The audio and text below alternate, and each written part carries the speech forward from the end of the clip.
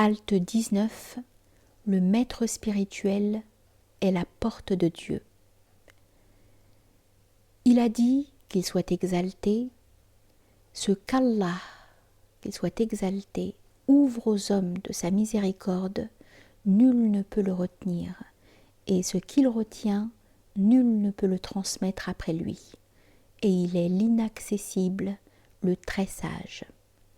Sourate 35, verset 2.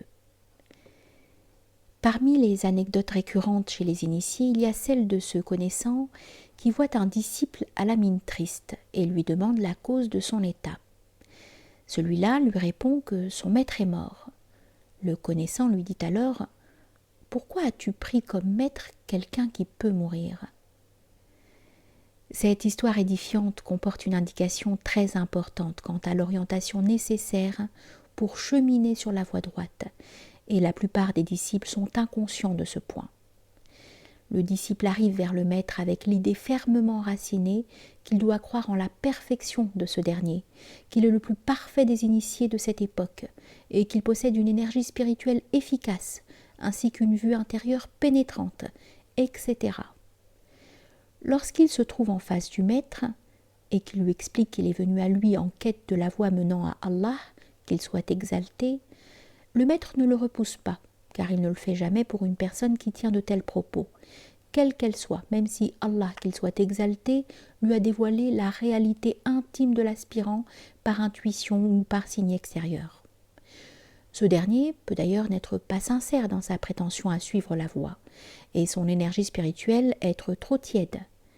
Il est possible aussi que Dieu n'ait prévu aucun résultat pour lui dans la voie de la connaissance, ou que ce résultat ne soit obtenu que plus tard, voire sous la direction d'un autre maître. Alors, une fois disciple, il sort de la voie du maître avec lequel il s'était engagé, se met à parler sur lui, le traitant de menteur, d'imposteur avide du bien d'autrui, en affirmant que si c'était un maître authentique, il l'aurait aidé à mener sa quête à terme, etc., etc. En se conduisant ainsi, il anéantit à jamais toute chance de réalisation, à moins qu'Allah, qu'il soit exalté, lui permette de remédier à cela par repentir.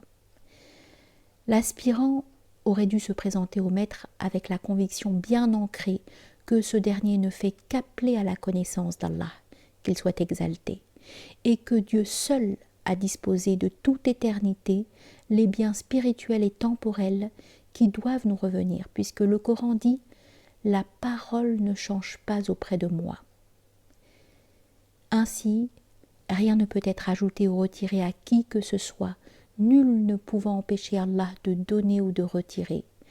Il aurait dû aussi savoir que le maître est la porte d'Allah, qu'il soit exalté, et que toute grâce qu'Allah, qu'il soit exalté, condescend à octroyer aux disciples, passe par la main du maître et est extériorisée par cette porte.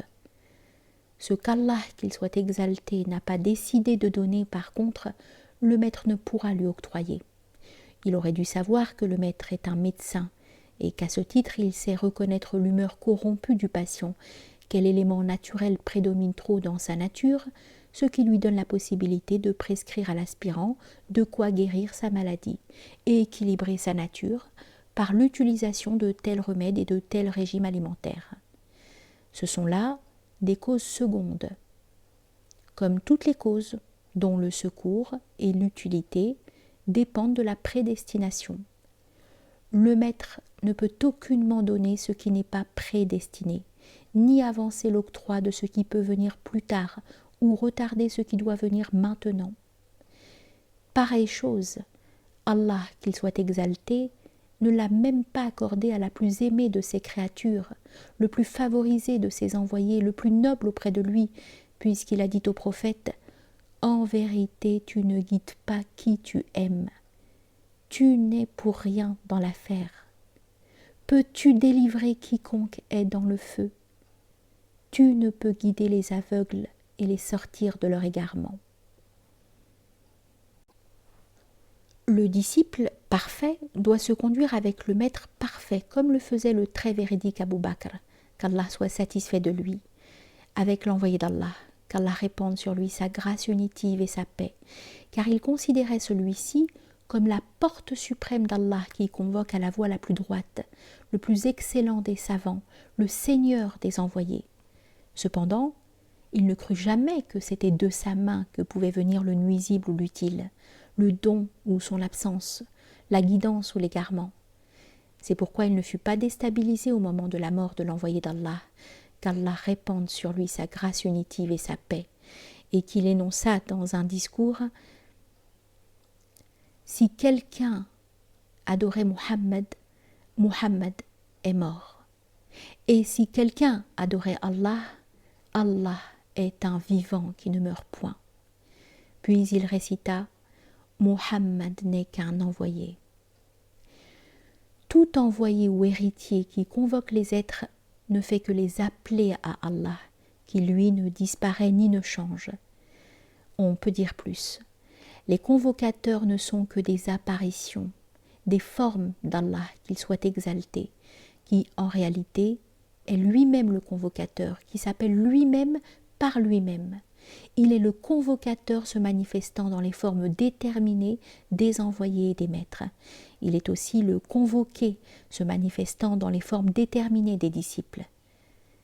Cet appel qu'il s'adresse à lui-même concerne le degré de la fonction de divinité, non celui de l'absolu en soi.